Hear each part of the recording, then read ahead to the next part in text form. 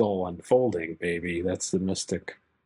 That's the cosmic joke. It's all unfolding exactly as it should. And any kind of condemnatory view is ultimately like a stick through the bicycle spokes. Welcome back to The Vital Point and another episode rooted in breath, being, and deep work. If you've been following the show, you know we're crafting a space for not just insight, but integration, turning inwards to connect with your own inner wisdom. My guest on today's show is Festival Award-winning filmmaker and the author of Original Sin is a Lie, Bob Peck.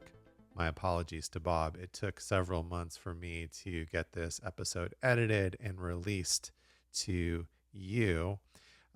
Fortunately for Bob, for myself, and for the audience, the content, the subjects that we're talking about in today's episode, focusing on the similarities of different spiritual traditions rather than the differences, and the Tibetan yogi and saint Milarepa are pretty much timeless, ageless wisdom.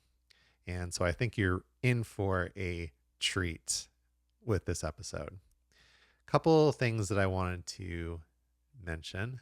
If you're not familiar with Tibetan Buddhism, you may have never heard of Milarepa.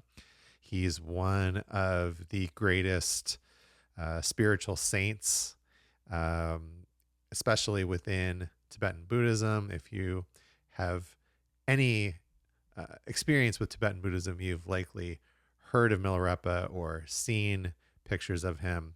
He was a yogi that lived around 1035 to somewhere in the 1100s. And he's famous within Tibetan Buddhism for becoming enlightened in one lifetime, living a very committed and austere lifestyle, meditating in caves, just going single pointedly at enlightenment and practicing and helping to spread the Buddha Dharma.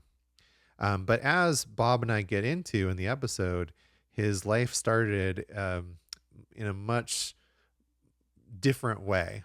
And it's almost like a Marvel origin story or even a Disney movie.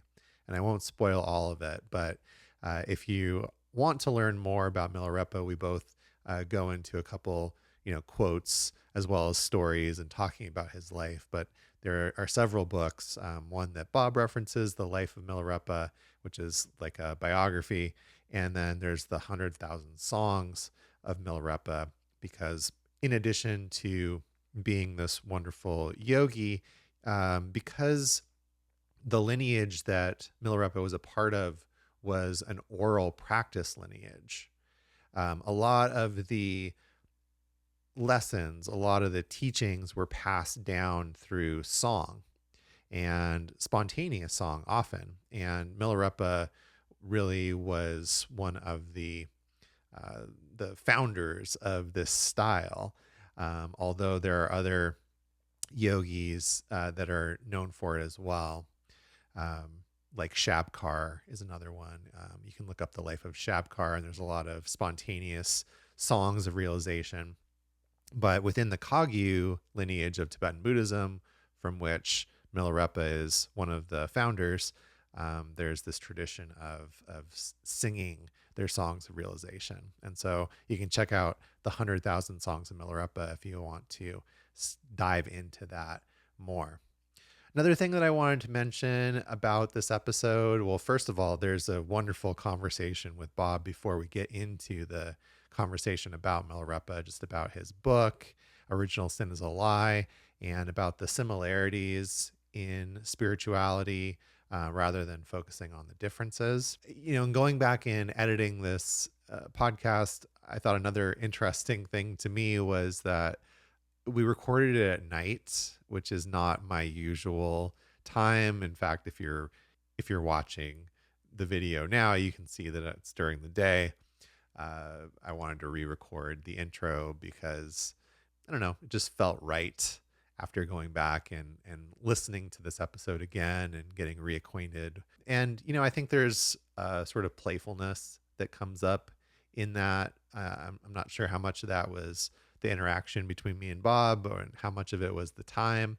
But to me, it has a slightly different vibe to it than some of the other episodes. So I hope you enjoy that. And I wanted to say, if you are, on the spiritual path, if you're getting curious, if you're wanting to deepen your own practice, please come join us in the community over on School, Blue Magic Alchemy on School. It's a space where we can go deeper into these conversations, especially around breath work, inner exploration, and learning to trust the intelligence of the field and your own direct experience. Also, the one thing that you can't get from listening to this podcast is community. So if you're looking to connect with others who are practicing, integrating, and living this work, please come join us. You can find the link in the show notes or go to school.com/blue magic alchemy. That's school.com/blue magic alchemy. School.com/blue magic alchemy. So now, without further ado, please enjoy this wonderful conversation with author of Original Sin is a Lie, Bob Peck. So it's my pleasure to have the great Bob Peck on the podcast Oh, tonight. stop. Welcome. Thanks so much for having me, Jonathan. Glad to be here. It's a rare late night podcast for me. Usually I do stuff in the morning. So I'm always like, oh, how's this going to change the vibe or just where I'm at? So Oh, it thanks. will. This is after hours at the vital point. That's right. The gets a little blue. So yeah, I like the way you were describing yourself before we hit record. The spiritual myth buster. It's, I think, a good description, because like reading your book and watching your content, I see that you get a lot of flack, and a lot of folks. You have a good It comes and talent goes, for, yeah, Yeah. getting their heckles up. The handle used to be at Original Sin is a Lie on Uh-huh. TikTok and Instagram. I switched to Bob Peck last year, and which was like a little like spiritual moment to be like, no, it's just me. It's just the content is just me. It's not necessarily all based on the book that came out 3 years ago. But anyway, when the handle was at Original Sin is a Lie, I got a considerable amount of vitriol from our brothers in Christ. And, it was like mostly spiritual open minds, people who see my stuff are like me and like you. It's usually kind of SBNR. It's the SBNR homies. But I get some angry Christians and some angry atheists from time to time. And, it's like when you're what there's a good Ramakrishna quote where he says something like the frog in the well can't conceive of the ocean. Um, when you're pushing up against a level of conditioning that is threatening and that's scary to people who kind of base their lives on, something in contrast or something, in my view, something more limited and rigid, that prevents their own expansion and growth into a larger world. And so you have to kind of come to grips with the fact that you're introducing this larger idea. And not everybody's ready for it. And I try to do my best to be kind as possible with my fundamentalist commenters, which is, it's not a big deal. And it's just, they come in here and there, but it's like, it's I'm never I'm very it's very unlikely that I'm going to change their mind, Sure. with that response. But what I might do is influence someone else. People are seeing this content, so there's other people that are reading that exchanges. They say, well, I'll take the high road, and that'll be hopefully indicative of you know whatever I've put together over the years. Yeah, exactly. I always see you handling it very kindly and with some grace, and Oh, um thanks. yeah, I mean, I think that's the right thing to do, right? Is, just because what if you responded in another way, it would sort of reinforce their position, and Right. that's not the intention that you have. Is like, how many people can I piss off today, right? Yeah, I'm really not trying to do that. I'm Right, right. trying to help open some hearts, minds, and yeah, I mean, like if I'm at the bar, I mean, sometimes I'll open my phone and I'm like, Jesus, Monica, like I'm going to hell. It's like I'm just trying. It's eating dinner with my family and looking at my phone for a second, and I'm like being. So sometimes I don't handle it perfectly, but no, the late great Thich Nhat Hanh, I know who's a big influence to you as well. It's like he has a great line that I come back to often, which is, um, if someone makes you suffer, it's because they're suffering deeply. He doesn't need punishment; he needs help. That's the message he's sending. Yeah. And I've got, every once in a while I'll see like other creators or, writers, whatever, that'll be like, they'll do a story or they'll text me and say, gosh, I'm really getting some heat lately. It's like we're all human beings behind these silly, internet voices or whatever. And I'll send that quote like as an image, as like a Yeah. little like band aid for the homies, Yeah. because it's like, oh yeah, they're just hurting. That's right. Yeah. Another quote that I like from sort of the Buddhist perspective is the people that are making us suffer are actually our real greatest teachers. Absolutely. That Yeah. here's this benefactor of patience, and they're almost more precious in a way. Yeah.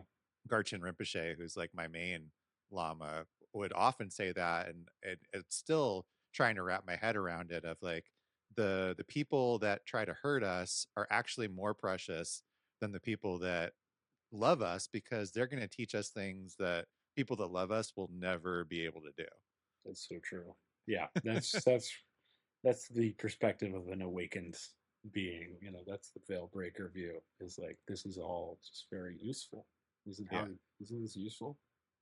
Yeah, yeah, and that's what I'm getting from your book. I haven't read all of it, but what I've read, I've really enjoyed. Thank And, you. just kind of saying, hey, like maybe the religious piece that is created by human beings is kind of obscuring the message of these avatars, or of something that's even beyond the avatar, that's available to everyone and really, really similar. If you start to look at it without that prejudice or bias. And isn't that cool?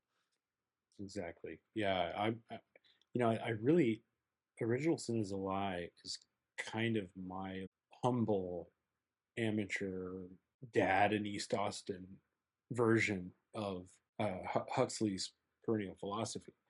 Um, he wrote a really great book, Aldous Huxley, in the 40s or 50s, essentially saying, you know, that idea of the deep wisdom of every spiritual path and every religion ultimately um, has this beautiful similarity and cohesive kind of, it's a necklace and there are pearls on a necklace is how Yogananda describes it. It's the Syncretic view. And so I was just making my own contemporary version of that as best I could. And yeah, that's what I'm the most excited about is how they kind of validate each other in some ways. They're not actually the institutions are different and the doctrines and dogmas are unique perspectives on the divine, but there's this larger transcendental cohesion that becomes clear and they actually reinforce one another, the deeper you get into it, I think. Yeah, absolutely. Different paths to the top of the mountain. It's really simple. Ramakrishna is this great saint who says he has all these simple images in 19th century Hinduism. He says there are many ways to get to the roof. You can take the stairs, you can use a ladder, you can climb a tree and jump, you can swing on a rope, you can climb the fence and kind of walk, but you get to the roof. So yeah, there's a special place in my heart for the Hindus because they have this like I think maybe because the system itself is so vast and just inherently inclusive as a religion of which there is no Hinduism proper. They all kind of have this view of oh, Buddha, yeah, he's an avatar of Vishnu. Oh, Mm. Jesus, that's he's another avatar. It's like they kind of, that's how I am. It's like, oh yeah, no, all these have value, and they're all vessels. That's really cool that you bring that up because I was thinking earlier today about my grandfather, who's also was named Bob, and I got to live with him when I first started getting into Buddhism and just spirituality in general.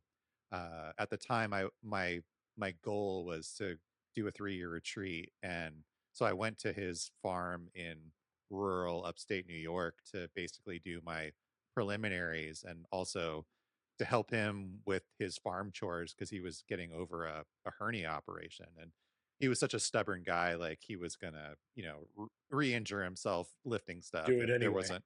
Right.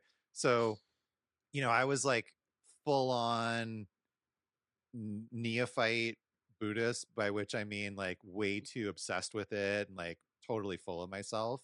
And here was this guy that, had been a very devout Catholic his whole life. I mean, some of my fondest memories are like waking up in the morning, coming into the kitchen, and he's reading the daily, his missal, I guess is, I hope I'm pronouncing that right. But, and we would sit there and talk.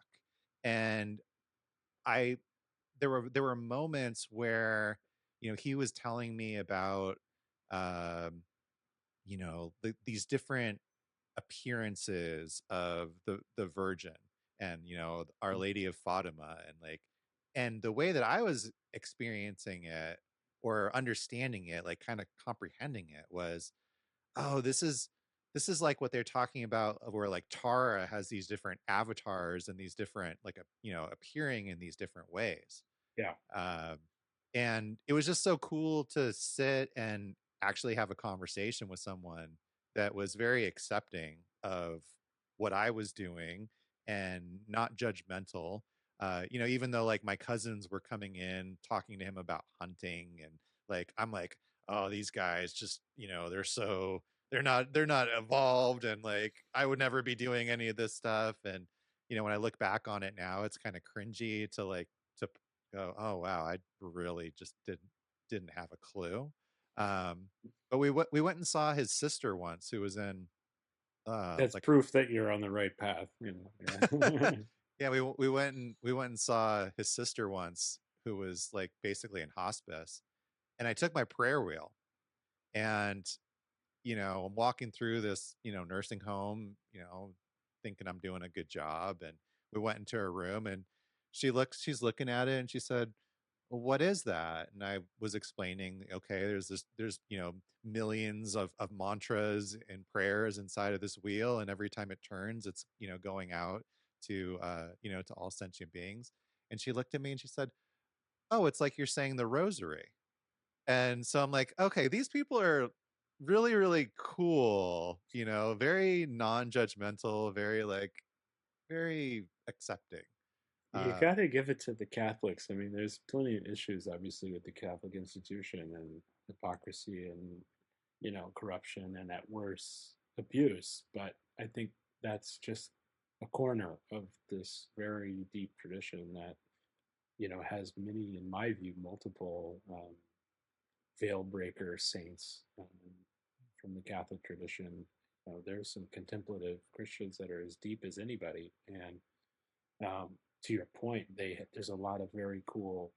Back to the cohesion piece. That's probably the motif tonight. It's like, you know they they have all these saints for different things and different reasons, and like, oh, but Hinduism is pagan and has a million gods. It's like, well, okay, and it sounds like there's a semantic issue here. Um, as opposed to like the Protestants, where it's like we got this one guy, and he's the guy, and nobody else. But the Catholics have a lot more. fluidity in their kind of pantheon, if you will. Yeah. I remember going from Zen and getting into Tibetan Buddhism. Mm. And there was a place I was going in Rochester. I was, sort of taking a pilgrimage every weekend from where I was living to this Dharma center. And I liked the guy that was running it because he would tell these stories about going from practicing Zen and then finding a lama and getting introduced to this Tibetan Buddhist world. And he said, yeah, in the beginning, it was kind of like I felt like I was getting exposed to Mexican Catholicism on acid. And I'm like, okay, It's yeah, funny. totally can relate to that when you go from one extreme sort of to the other. Mm-hmm. Um, but then I think to more of your point in the book, like the more that I've read, the more that I've studied, the more that I've let it integrate, the more similarities there are, even though there's these aesthetic differences. And even there's a great little book that Chogyam Trungpa uh, put out called The Skull Cup and the Teacup. Mm. That's just these uh, lectures that he, gave about the similarities and intersection between Zen and the Tibetan Oh, traditions. wow. That's pretty cool. That sounds fantastic. I definitely need to get that. Yeah, I'm a huge fan of both traditions, and we were talking about Milarepa, and let's definitely go into him. But Yeah. Zen, I think, is it's so profound and it's so useful in terms of the emptiness and the wholeness, and there's nothing to do, and the kind of effortless effort. There's so much like sophistication and like paradoxical mystic wisdom in Zen that is just hypnotizing and psychedelic in some way. It's like there's just nothing to it, and therefore there's everything to it, and they're all like these riddle masters. And then yeah, Tibetan Buddhism is almost like this culmination to me, Jonathan, of all these. It's its own kind of aggregate in terms of the Bon tradition, which is the ancient Tibetan religion, right? And you have it's so close to India, so you have what happened was, and not to be too historical here, but what happened was the Muslims, God love them, Allah love them, they were coming into India at that time and killing a bunch of Buddhists. So the Buddhists ran away, some of them, and they went into the Himalayas and they were preserving texts and so on. So there was this kind of migratory quality. And so not only did Indian Buddhism come to Tibet, but so did some yogic te- techniques and practices and some tantric techniques and practices. Right. And then it's close to China, so you have kind of some Taoist flavor there. And yeah, it's just kind of it's like it has all the good stuff to me, and it also has this quality of like metaphysical and like astral realms that's unique in a Buddhist sense. I think Siddhartha Gautama was not as concerned, it seems like, as the Tibetans are with the astral realms. The Zen Buddhists certainly are not, um, right? But the Tibetan Buddhists have such a sophistication in these realms and dimensions in through their own experience and through their own lineage. But yeah, deep bow to both of those traditions. And one thing I try to do too, Jonathan, is I'm trying to kind of have a level of familiarity with these traditions that can be useful in like a prescriptive way. I think that there's plenty of like, for example, more like a more secular intellectual person. Um, it might be a good recommendation to read Beginner's Mind, Zen Mind by Shunryu Suzuki. I'd say, hey, this is, or Thich Nhat Hanh. Thich Nhat Hanh is such a great accessible entry point, right? Yeah. Or, someone maybe who comes from, like, for example, a Catholic tradition, that they loved the Catholic Church, but they appreciated the angels and the hells and the heavens. Maybe that's more of a Tibetan approach, or some other Hindu approach, which has no shortage of those realms as well. It's fun to kind of help point people based on their own psychological, psycho-emotional need to say, oh, this could be a useful jumping off point for you based on where you are, based on your familiarities and so on. Yeah, I totally agree. Yeah, finding those similarities, finding those access points Mm-hmm. in, and yeah, for me, like I have most of my sort of personal experience within Buddhism. I was raised Jewish, but and then my mom's family was Catholic, so she could. So I'm like a second generation convert, you know. But then for me, once I started getting more serious about working with psychedelics, all of a sudden, Shiva and other sort of Hindu stuff started showing up unprompted, Unannounced. which is very strange because Buddhas and different, bodhisattvas and different deities showing up in a ceremony, like I could make sense of that in my logical mind because I'm like, okay, well, I've been studying this for like 20 years and practicing. It would make sense that somewhere in my subconscious these images and energies are around. But then where are you coming from and like who are you? Who's this new Like muscular blue man? right, totally.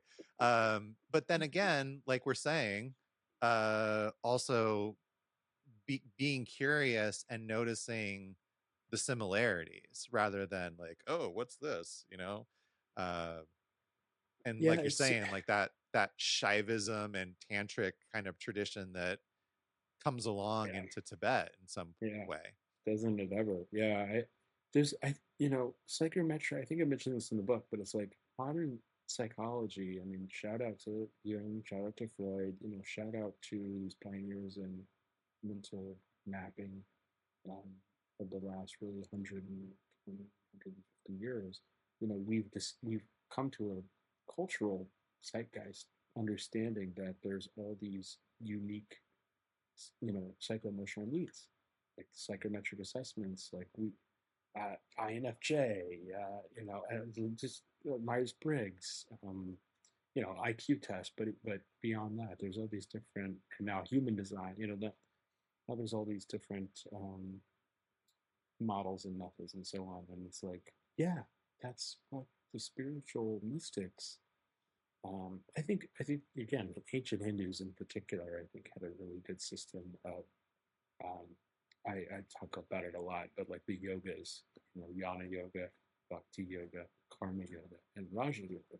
So like they knew implicitly that some people are going to get to the divine through mental intellectualizing within a meditative state, and then other people are not going to get there through that. They're going to get there through service and feeding people and devotion. And other people are going to get there through emotional, almost a romantic love with the divine and so on. There's all these kind of distinctions. It's a damn shame. It's a podcast. I would say that. It's a damn shame that sometimes the Abrahamics are so monolithic, and at least the institutions are. The esoterics are not, but the institutions are so this is the thing. It's kind of Yeah. not that much, it's not that big of a surprise to me that there's this exodus in America um, over the last 10, 20 years. And people go, it's either this one thing or not. And it's like, correct. You should feel uncomfortable because that's an unreal, you know, it's like that's a conditioning thing that, in my view, came from an egoic, fearful institution, um, as opposed to all these other world mystic and even broader spiritual path traditions that Yeah. see the fluidity and spectrum of the rainbow, Yeah. And not being so literal. and having some playfulness with it. My God, Oh yeah. Yeah, absolutely. It's just so cut and dry over here, especially in Texas. It's like this is the deal. This is the deal. And sign your name here at the bottom of the brochure, and you're saved. And it's just I realize your listeners probably won't get offended with this, but it's really it's so elementary. I mean, it's almost patronizing to to be that reductive. And I think that's really my life's work, Jonathan, is calling out how preposterous that is in a way that's not too jokey. I don't know. Like I do have some fun with it sometimes, but I also kind of being in the deconstruction space. And by the way, we're coming back to Milarepa, but We definitely are. okay, No good. doubt. Being in the deconstruction space, whatever that means, kind of post-Christian American folks that either learned meditation or read Eckhart Tolle or took a mushroom, and said, "Wait a second, um, it's like I'm in this space where some of these people, our colleagues in creator and podcast world, are um, occasionally too uh, antagonistic, in my view." Um, and I think that that's because they came from that tradition in a really uh, damaging way. I think some of that is trauma response. They're saying, "I'm going to lambast this. I'm going to really, rip it on to the absurdity of it."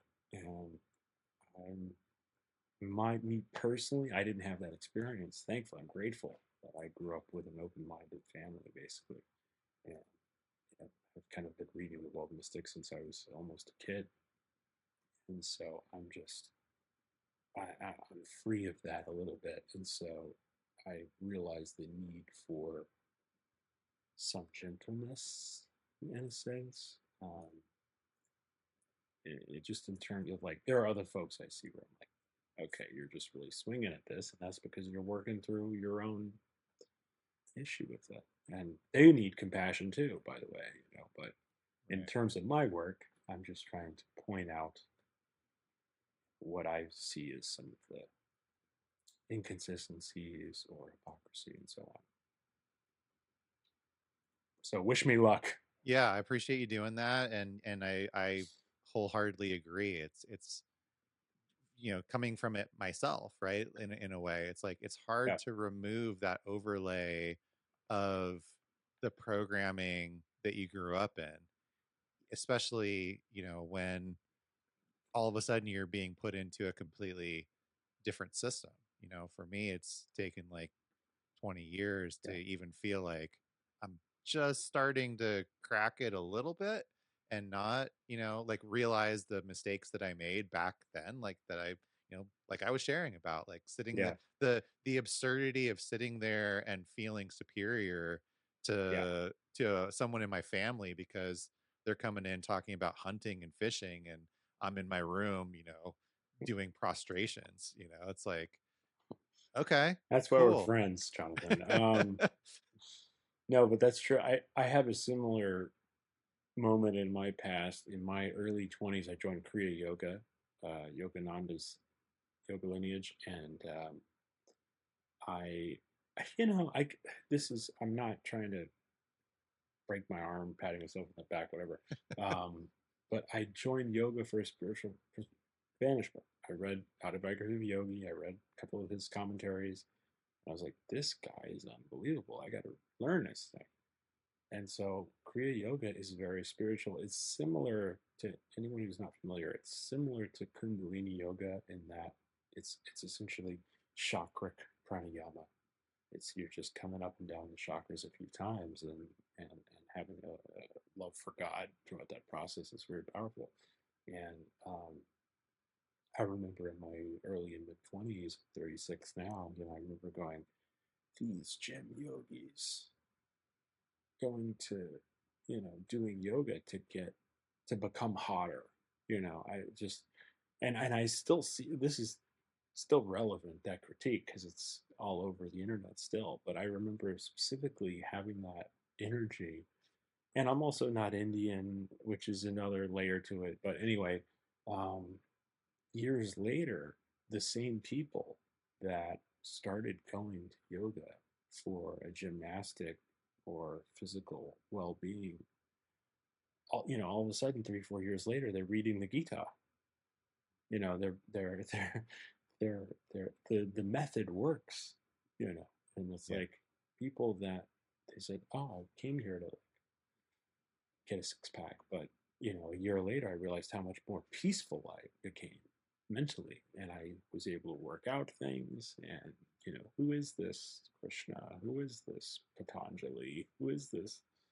You know, you name it. There's no shortage of Indian masters, right? But um, so it's my that's my version of what you shared, of like being like kind of almost like a how dare I, because everybody is doing what they are perfect. It's all unfolding, baby. That's the mystic. That's the cosmic joke. It's all unfolding exactly as it should. And any kind of condemnatory view is ultimately like a stick through the bicycle spokes. Definitely.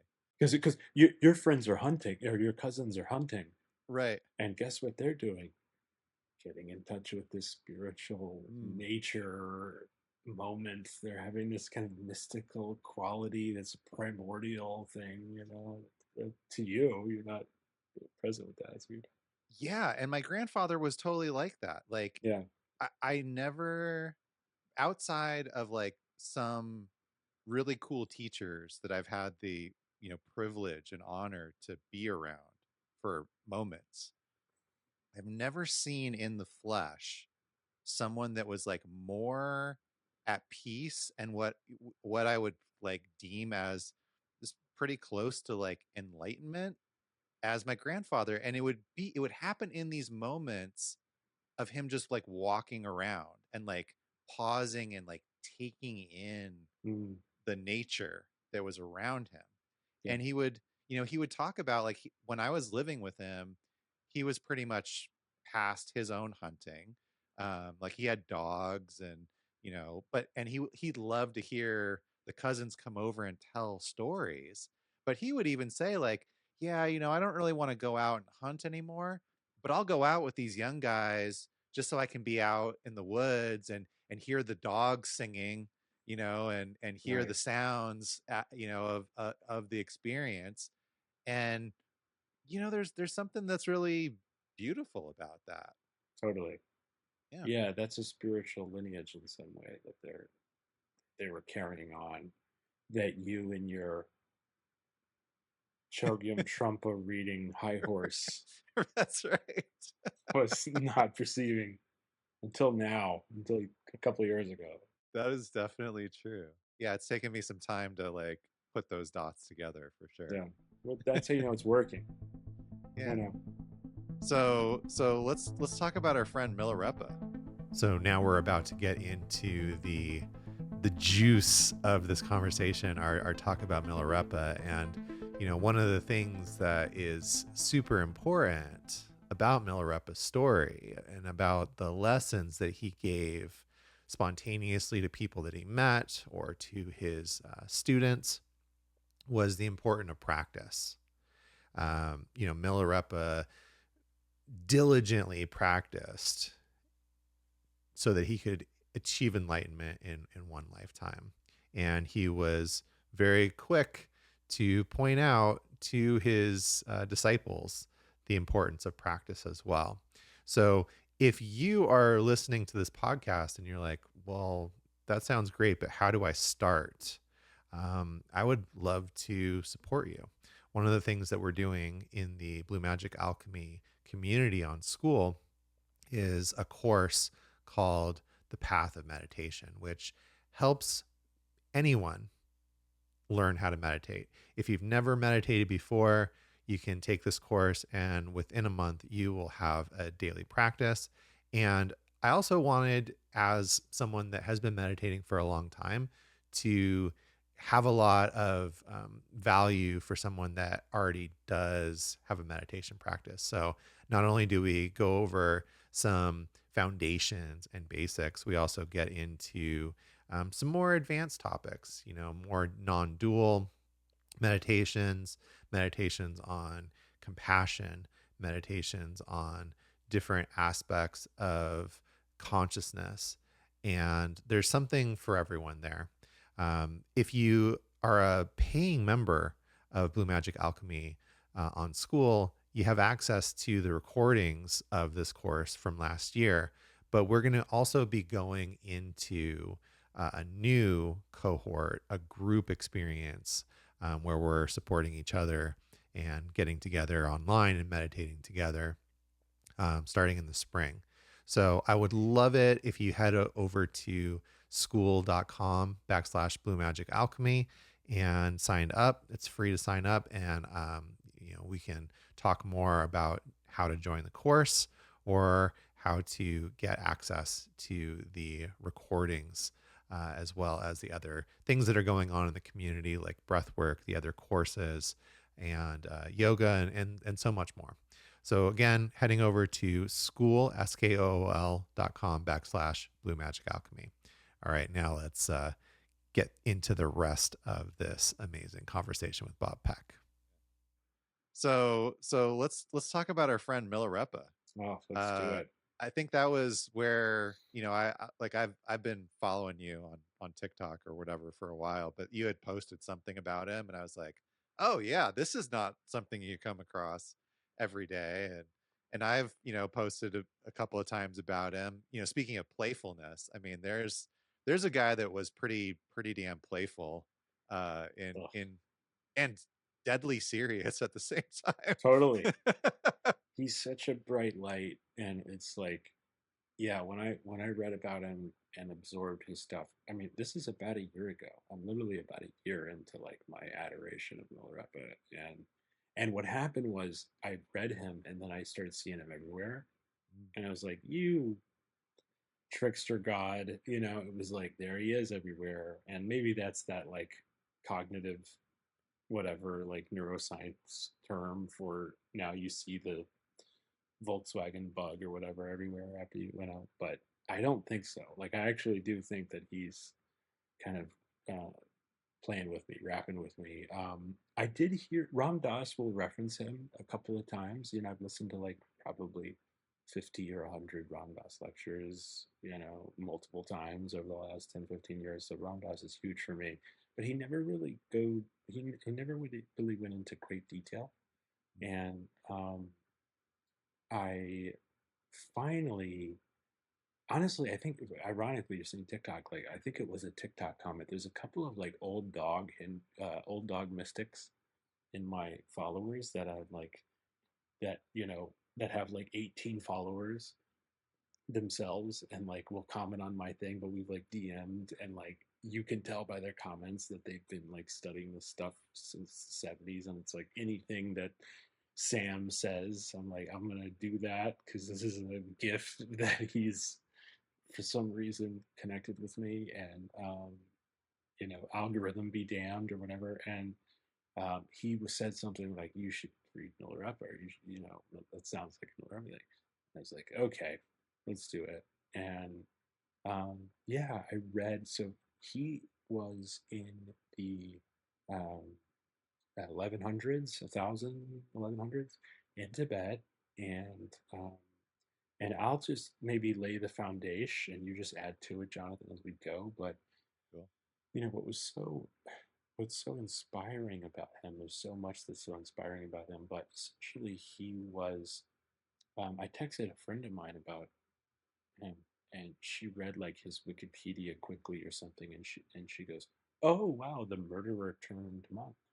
Right. And it's like that's such a funny like it's a beautiful like apt summary, but it's also like incredibly reductive. That's like it's like Sure. calling Jesus like, oh yeah, the teacher from Galilee, or whatever. It's like like there's a little bit more to it, humbly. And yeah, basically, uh, young Milarepa was a the son of a very wealthy man who was a good man, and he worked hard and he served his community, and he died young. And I think Milarepa was what, 6 or 7 or something, and his father's riches or his estate went into the custodianship of his Milarepa's evil aunt and uncle. Right. It's almost like this like Disney, It's a you know, Cinderella story. it's this Disney story almost. It is. And I love that they come back later in the story. But yeah, and so they're, the family is worked like slaves by the uncle. It's the widowed mother, his sister, and him. And I think he's 13 or something. And so it's 5 or 6 years of this. And the mother asks Milarepa to go off and learn some spells from some, uh, you know, lamas in the mountains to avenge this injustice. And, this is Tibet, a mountain in Tibet in 1100. If you go study with some lamas for a couple of years, you will learn spells. You will be able to affect physical reality and top of the world. And so he does. And what this is a little moment too, where apparently his mother um, made him promise he would do this, or she would end her life. So it was I will end it if you don't do this. Of course, he's going to go do it, and his beloved mother. And so he does, and he comes back. And this is all like Act One, by the way. We're not Right. going to do an hour on his whole thing, but it's like Yeah. it's a long story. Um, he learns some techniques, and he learns how to summon hailstorms and affect the weather in some way. Sound familiar, Christians? And so Milarepa comes down the mountain, and the evil aunt and uncle are having a wedding party for one of the shitbag nephews, and uh, Milarepa summons a violent hailstorm that destroys all the crops and destroys the home in which they're celebrating and kills, I think it's around 30 or 35 people. Um, the evil aunt and uncle survive in a Disney-like way, but dozens of people are killed from his spell, and he's immediately filled with remorse and basically retreats further off into the mountains to go repent for his sins and to also learn from the true master and so on. And that's like the beginning of the story. It's like an RPG kind of, Yeah. it's like a Final Fantasy, like the dad dies and the troubles of the childhood, and then the big sin, and yeah, he meets up with I think it's his third teacher is the great Marpa, the translator, who helped bring texts back from India to Tibet to save them from the Muslim conquests. He studied under Milarepa, I believe, Yeah. from which the institute is named after, Trinita's Institute in Colorado, and Talopa is the teacher of Milarepa. Talopa's got some bangers too, but um, Definitely. and I mean that's the whole lineage. It's called the Kagyu lineage, right? Yeah. And jump in wherever, by the way. But Marpa has a dream while Milarepa is shamefully traversing the mountains in search of his guru. What have I done? I've killed these people, and Marpa. There's a lot of dream spirituality in Tibetan Buddhism. Dreams are very powerful, and Especially in that lineage. Yep. in that lineage, right? In Yeah. particular, their messages more so than others. And he sees it. It's like a shining bright light. Buddha comes to him, Yeah. so arriving to him, recognizes that to be Milarepa. A funny thing about when they meet, which surprised me a little bit, was Marpa pretends to be he's like cutting his own lawn or something like that. Milarepa doesn't realize he's the master, but he says like he's like drinking a beer, like Yeah. they're drinking beer out there. These Buddhist Tibetan Jeep practitioners, and I think I was drinking a beer while I was reading it. I was like, this is kind of a funny little side moment here that they were doing that. Anyway, um, Marpa is extremely harsh with Milarepa for years. And there's a lot of symmetry there, a lot of other guru traditions. Yeah, he like makes him like build towers and then goes, "Nah, that's not the way I wanted it. Like take it all down and don't use any tools, by the way."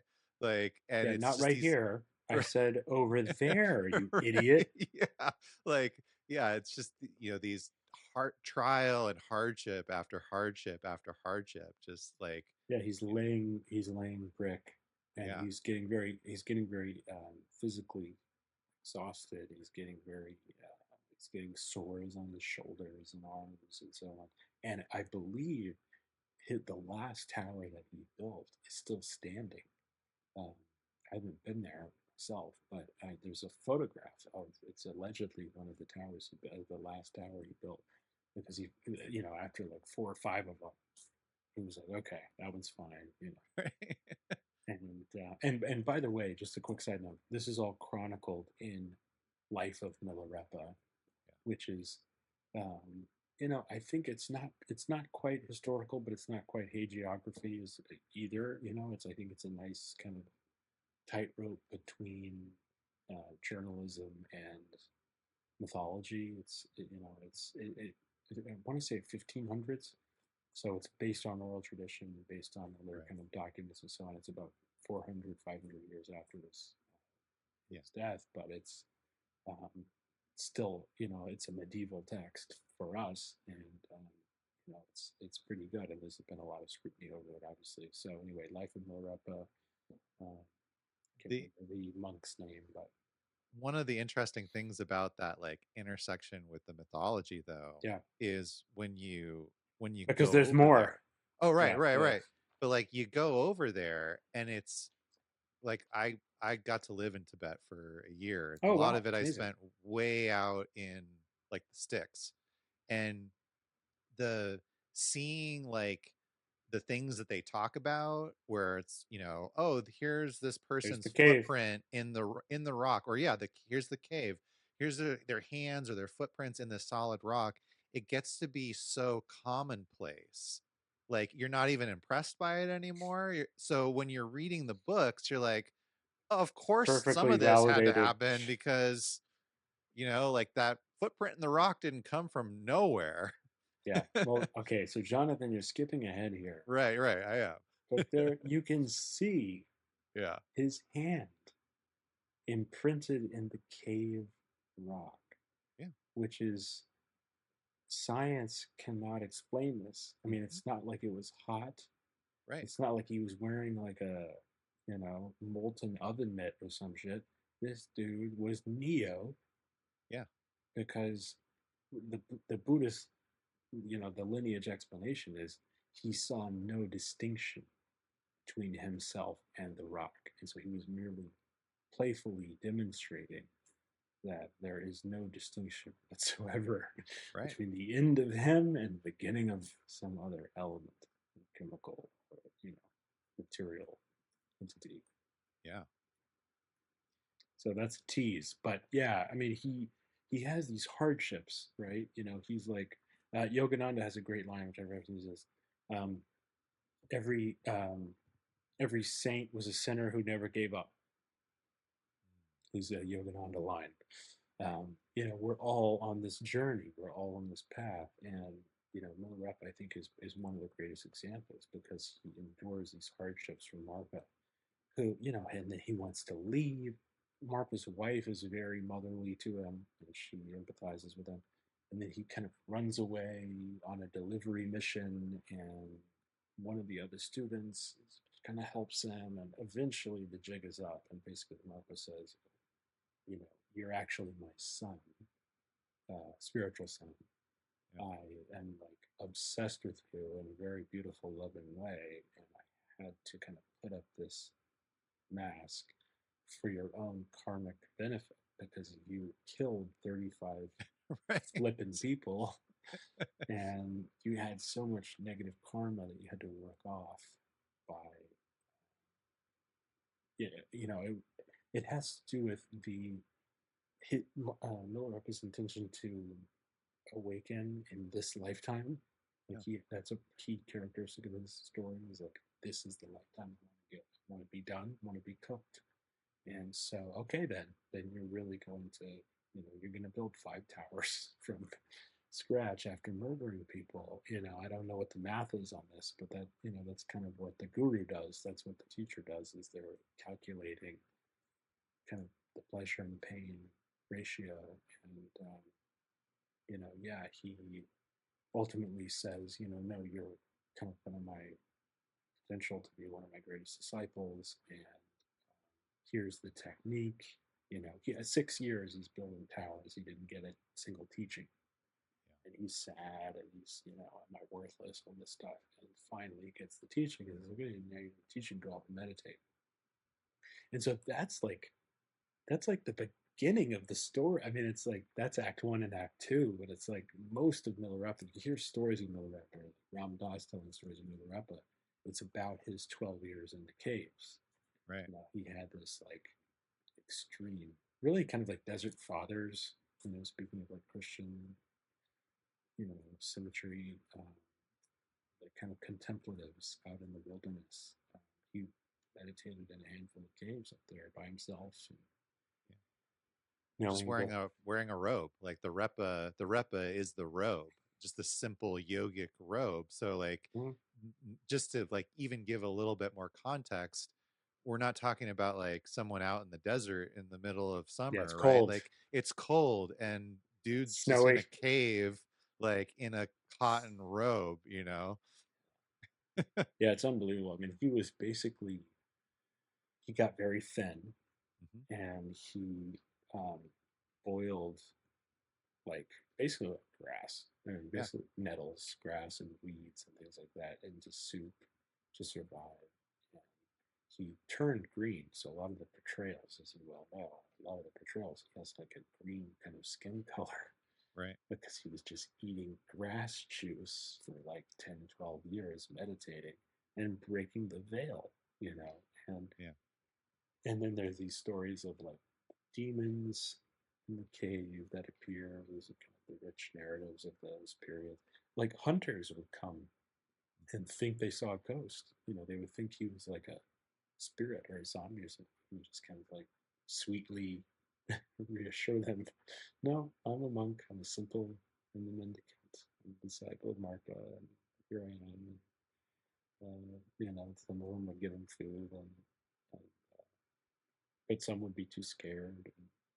And, yeah, he just essentially he broke the veil out there. He was meditating for 10, 12 years, and you know, the other kind of, I don't know, scholastic religious perspective, whatever, is that I didn't know this until deep study of him, but the Tibetan language apparently is very, uh, it's semantically conducive to song and rhyme and kind of poetic. It has a poetic quality even more so than English and most of the Romance languages, where it's almost like it's easier to freestyle. Yeah. And so there's another famous book of his stuff called the 10,000 Songs of Milarepa, and it's like all of his like he would just sing. He would Yeah. just like sing little songs, and like that's how he would kind of demonstrate his awakening.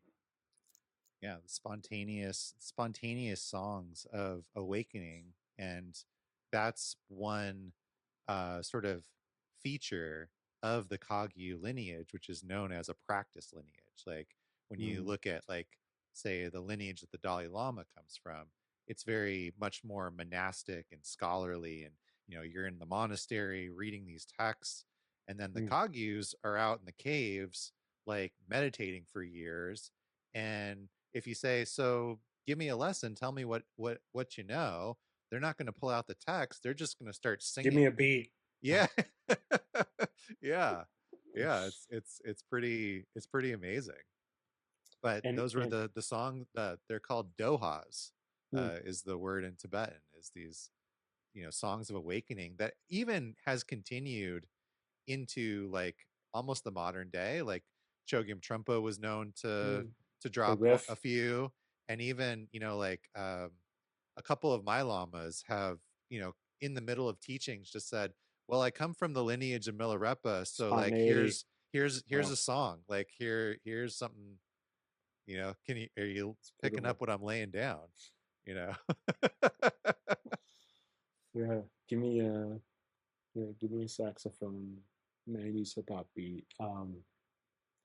Yeah, he breaks the veil, you know, and he becomes essentially one of the highest bodhisattvas of Buddhism, and I think in our view of spiritual, human civilization, he ultimately ends up as an old man with a lot of disciples, and you know his his death story. I've mentioned this in a couple of posts, which is a lot of Christians, Jonathan, will occasionally tell me that the reason Jesus Christ is number one and the only number one is because he came back from the dead. That's a common theme in Christian apologetics.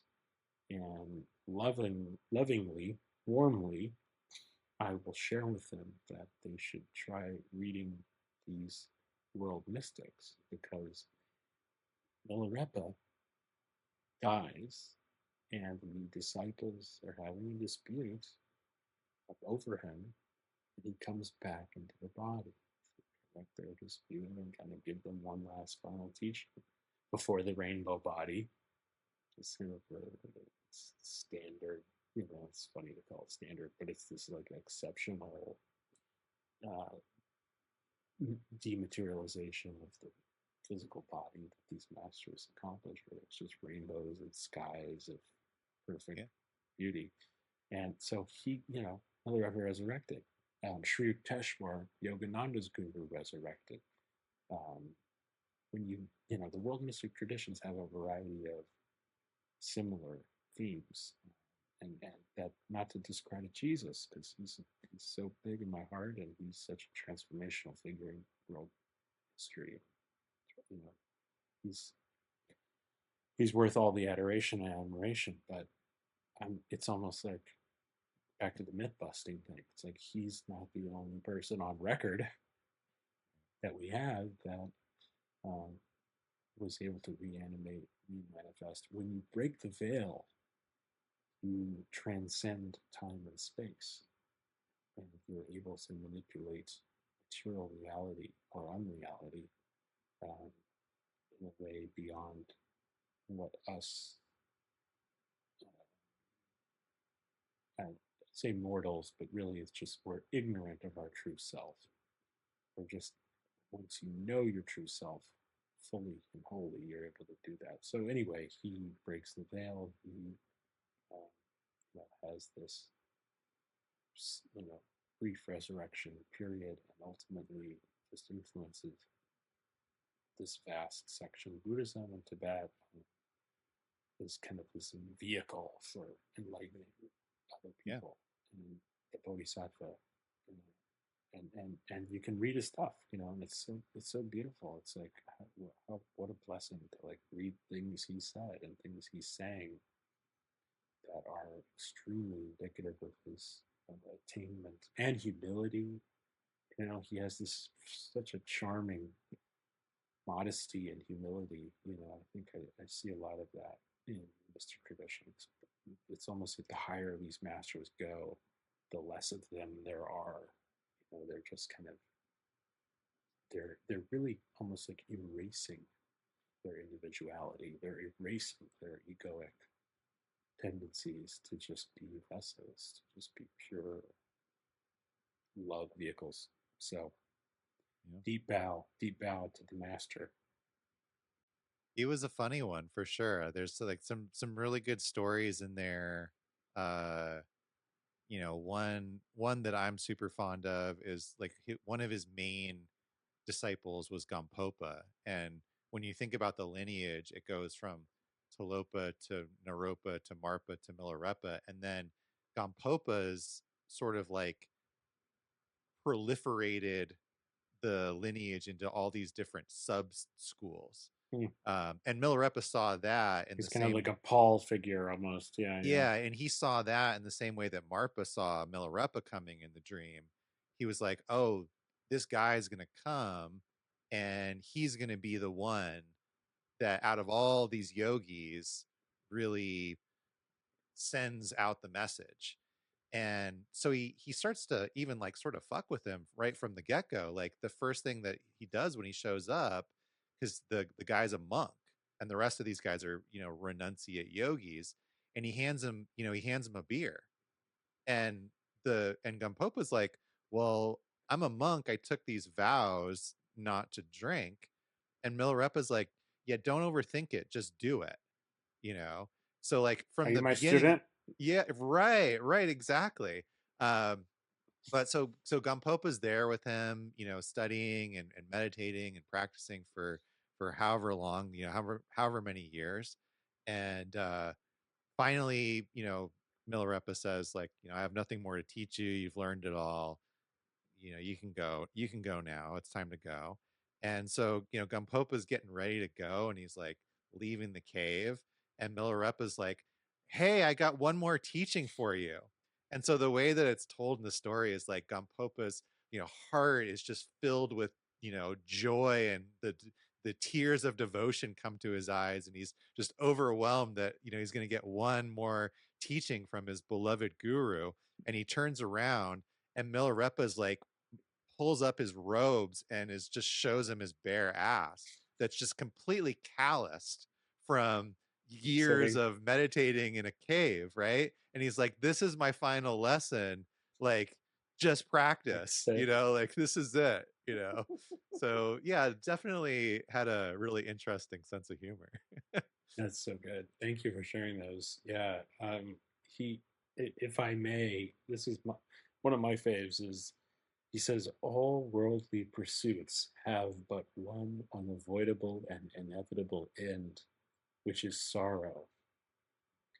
Acquisitions end in dispersion, buildings in destruction, meetings in separation, births in death.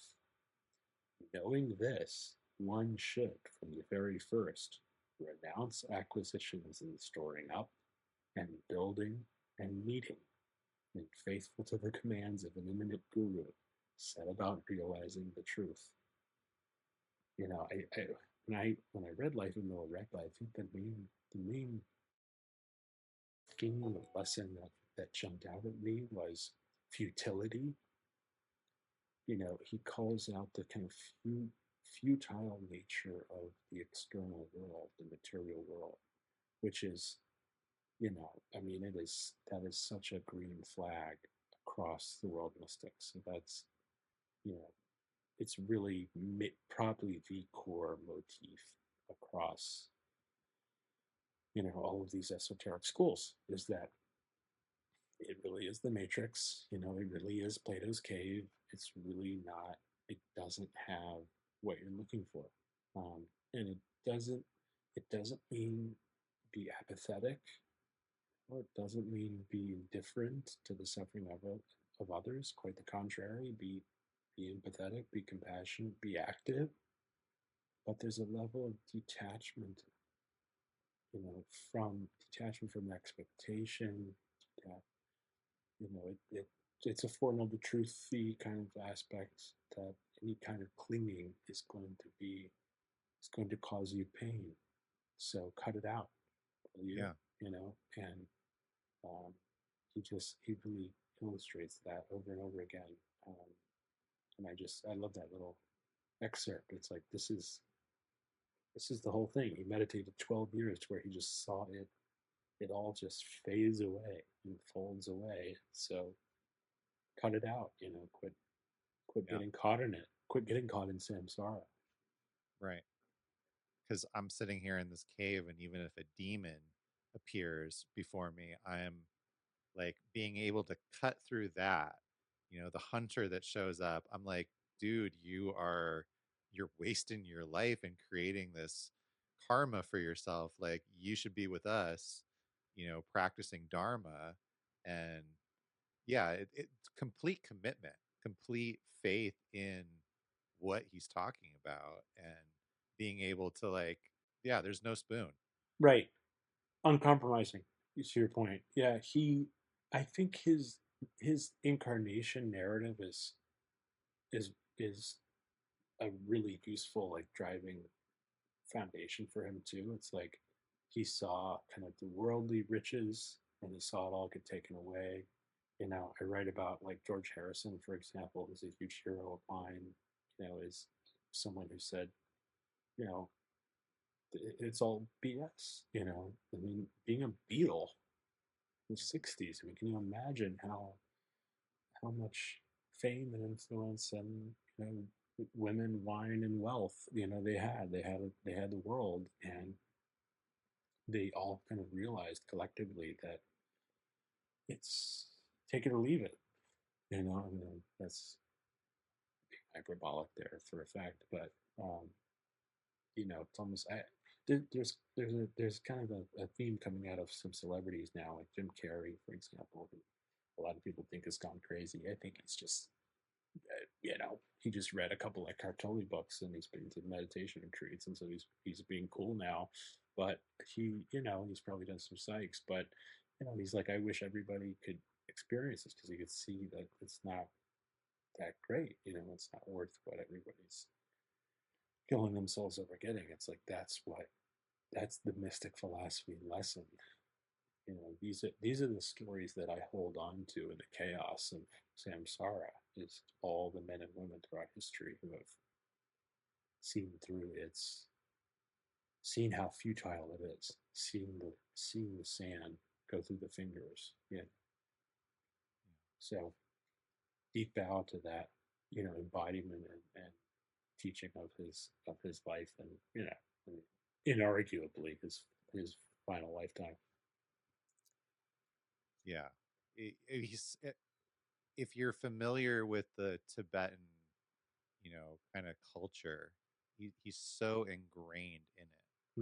Mm-hmm. Mm-hmm. It's yeah. I mean, like every Tibetan knows All Milarepa, the stories. all the stories, and just there's the example, that it Yeah. can be done.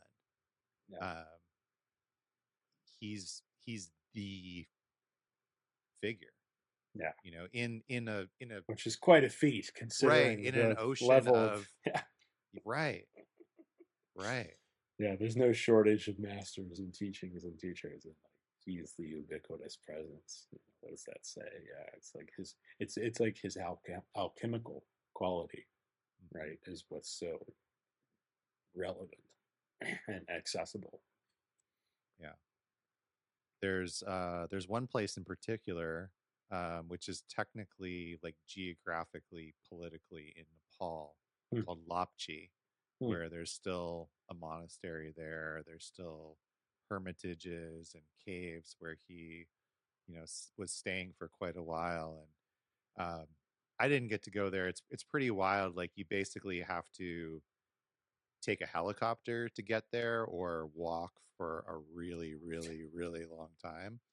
um, but it's a pretty magical place, and the people that are still practicing there and in retreat there,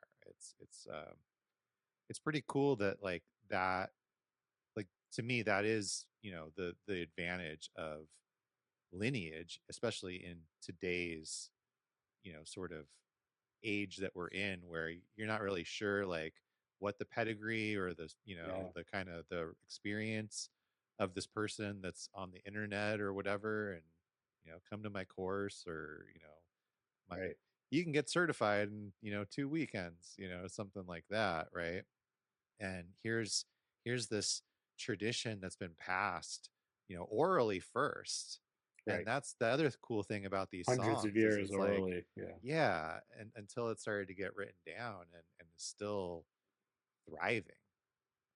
Still, there's still some really amazing practitioners and teachers within that system, and that lineage that are pretty incredible. He's on the list. Yeah. He's on the greatest hits. I mean, it's like if you're not playing him on the greatest hits list, then keep reading. You know, yeah, I finished reading him, I read Life in Milarepa over a couple of months last year, and then it was just like it was so beautiful and affirmative, and like connected. It kind of connected like Buddhism, Northern Indian yogic tradition, kind of Far East, and miracle masters present in the West, that are also on the top of the world, and his transformational story of kind of bad guy to good to the goodest guy. Right. There's so much beauty in it, and I had started reading. I actually listened to the Audible version of Becoming Supernatural, Joe Dispenza, a couple of years prior, like during the pandemic, and I found it helpful. There's some good stuff in that book, and I like Joe Dispenza. I think he's doing good work and has good meditations and stuff. And um, I don't know if I bought it or somebody gave me the paperback. Anyway, I just felt called to read the paperback of it after, like Milarepa, Uh-huh. and the prologue is written by a guy named Greg Braden, who's a spiritual teacher who's, fairly well respected. I'm sure he has his critics or whatever, but anyway, he wrote the foreword for Joe Dispenza's book. And I'm sitting in, my son goes to karate, and I read a decent amount of Life in Milarepa while boys in this karate class. So I open up Becoming Supernatural a few weeks later. It's I'm pretty sure it was the book I opened after Life in Milarepa. And prologue, Greg Braden, the second half of the prologue is about how he was on a Tibetan tour, and the Buddhist monk showed the imprint in the cave of Yeah. Milarepa. And it's just one of those little Jungian moments, little glitches in the matrix where you're like, okay, like you're following me around, you Yeah. 1,000-year-old green monk in a cave. I just finished your story. I've just read all these different things and takes, and I've written my little posts. And a couple of months, a month later, a couple of weeks later, here I am reading this totally different book, totally unrelated. Here in the prologue, your little handprints in the cave, Neo. So I mean, that's how it works. That's how you're led and driven by these different teachers. I think in some way, Yeah. a little bit of a mystery. Right. Could I share one of my Please, favorite? your glitches. So, the you're familiar, but just for the audience's context, this concept of the six paramitas, the six perfections Mm-hmm. within Buddhism, right? Which are generosity, ethical conduct, patience, diligence, concentration, or meditation, depending on how you're translating it, and wisdom. And so this is like an excerpt from one of my favorite songs. Milarepa said, "Apart from giving up self-grasping, there's no other perfection of generosity.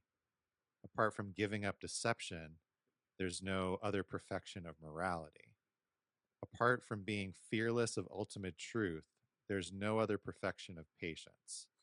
Apart from remaining inseparable from practice, there's no other perfection of diligence. Apart from abiding within the natural state, there's no other perfection of meditation. Apart from realizing the nature of mind, there's no other perfection of wisdom." Yeah, Just cuts right to it. right. Just perfect. This is someone who sat down for over a decade. Basically, he just sat there, and like years go by. Like that's what's so funny about Life in Milarepa. It's like in 2 years, that'll be like, and then 2 years went by like this. You know, Right.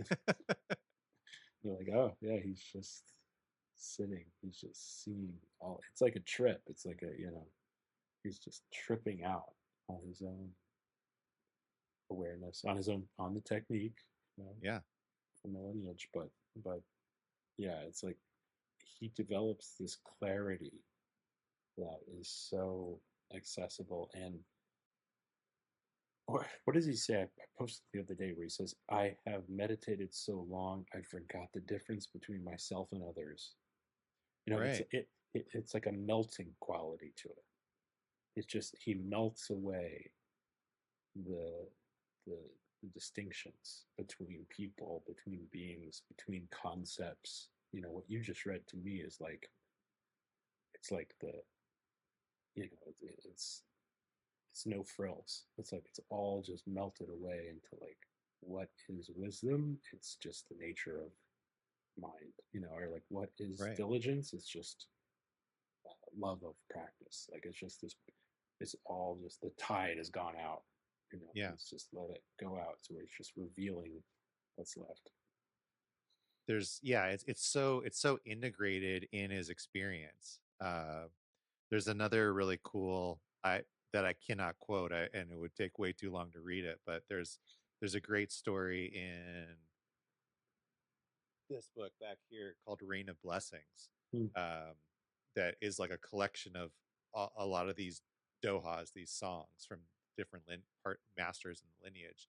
And Gampopa like has this amazing dream, and this very detailed dream, and he gets really excited and he goes running to Milarepa and he's like, I had this dream. Can you interpret it for me? And he like tells Milarepa this very elaborately symbolic dream. And Milarepa just looks at him and he says, I thought you had been practicing. I thought that you got it. Obviously, you haven't gotten it yet. It's just a dream. But since you haven't gotten it yet, since you haven't integrated the truth that it's all just a dream, Yeah. I can interpret it for you because I'm good at this stuff. And then he gives this like even more elaborate interpretation of every single symbol that Gampopa has, shared with him and the meaning of it, which to me, like every time I read it, just blows my mind because he's like, dude, I thought you got it. Like, there's no meaning here. It's all just thusness. It's all the Mhm. mind, right? He, But he he has this like dismissive disclaimer. but It's since you all haven't gotten it yet, nothing here's what anyway. it means. Right. It's so cool. That's amazing. Gosh, Yeah. that's good.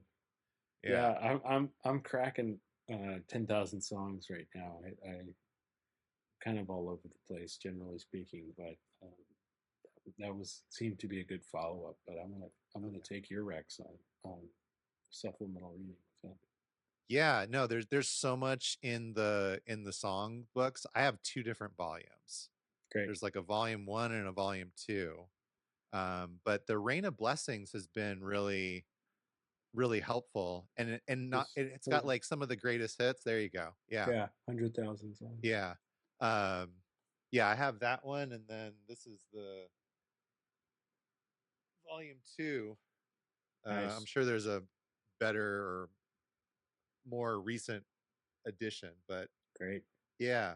Um I like the Rain of Blessings because it has some of the greatest hits from Milarepa, and then like also some of Naropa's songs and some Hmm. of the Karmapas, which are like the equivalent of the Dalai Lama in terms of the sort of political and religious leader status within the Kagyu lineage later on. So it just kind of shows how this tradition of spontaneous song uh, and realization has trickled down through history. Yeah, I'm less familiar than you are kind of in the religious scholarship in terms of like the Kagyu lineage's relationship to other master traditions and yeah, I'm still learning about that world, but I'm hypnotized.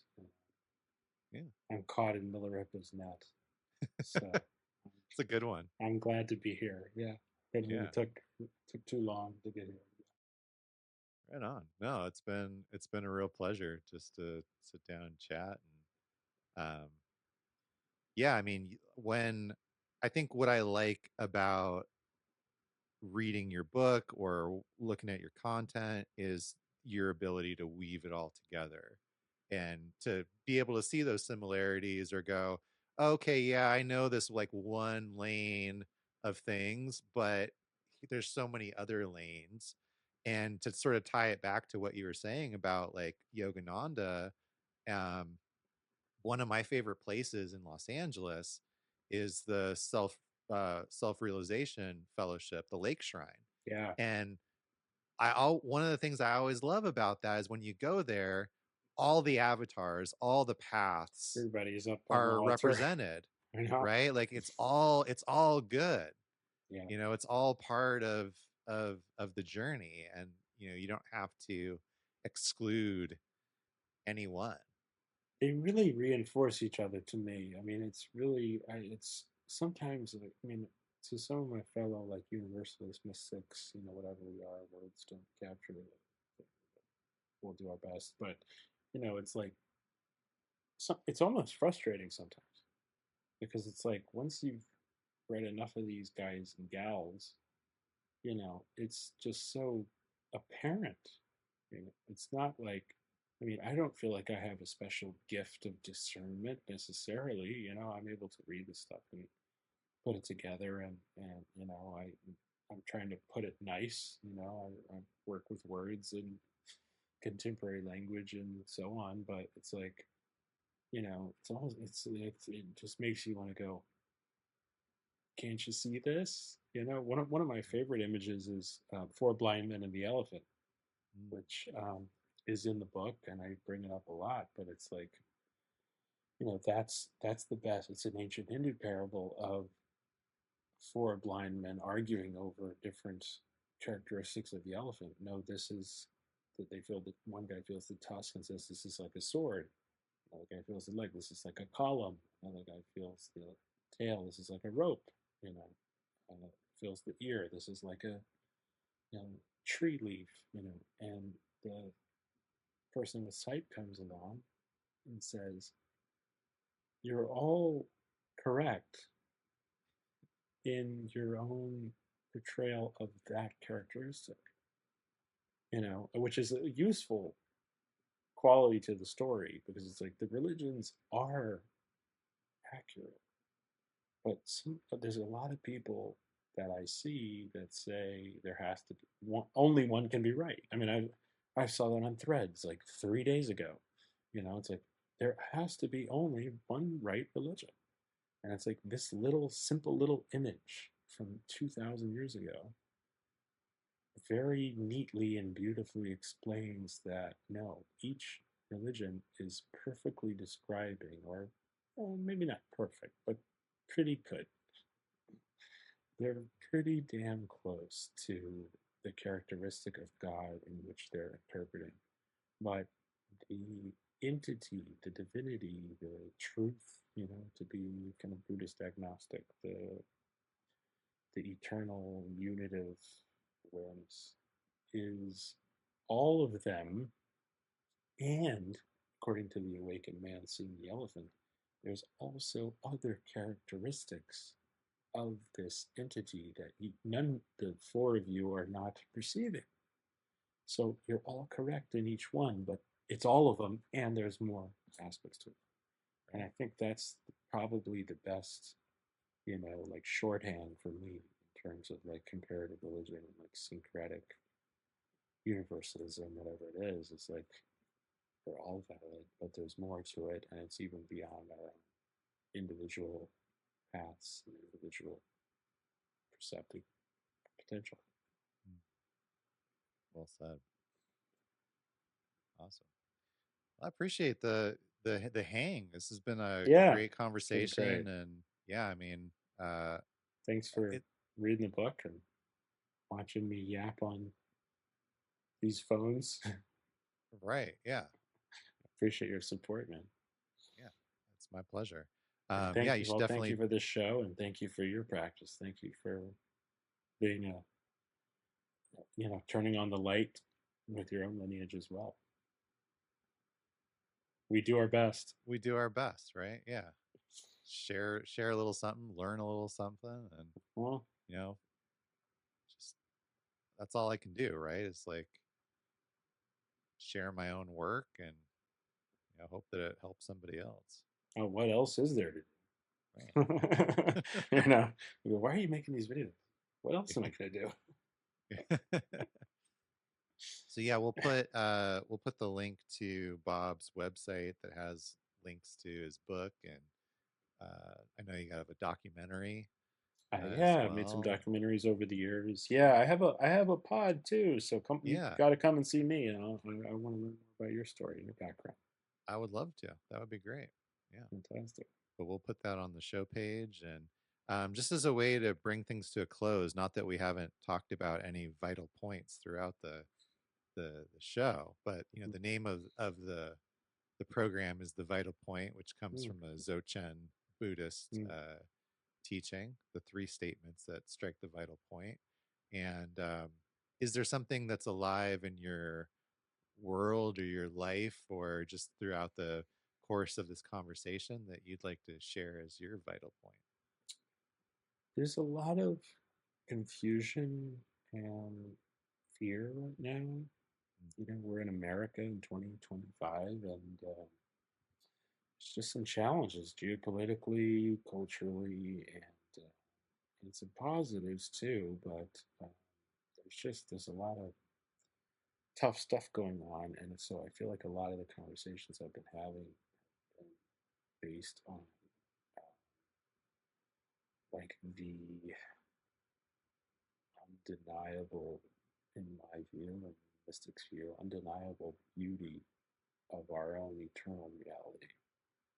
Kind of back to that like futility of Milarepa's seeing seeing the world, seeing all buildings and this destruction. It's like all countries and civil war. I mean that making a prophecy here, but it's like everything's coming and going basically in the material world, and what mystic philosophy does, and it's coming back again, also. And so don't. It's almost like don't. I see that don't worry about it from a it's separating and it's coming together, and it's separating, it's coming together, it's coming together again. But also there's this level beyond it that's pure unity, and it's impermanence. That's the was, is, and always will be that the mystics talk about. And so I think it's in my job in some way. It's your job, Jonathan. It's people that are on this path to try to embody this level as best we can, like a transcendental view, um, to kind of help folks in the storm, in the chaos of, or the seeming chaos, not to be too bypassy, but the seeming chaos of samsara, of Maya, whatever you want to call it, and really try to,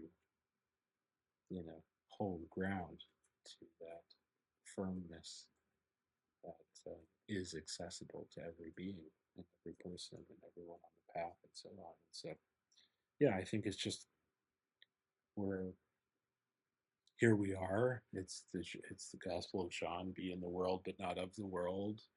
It's like it doesn't.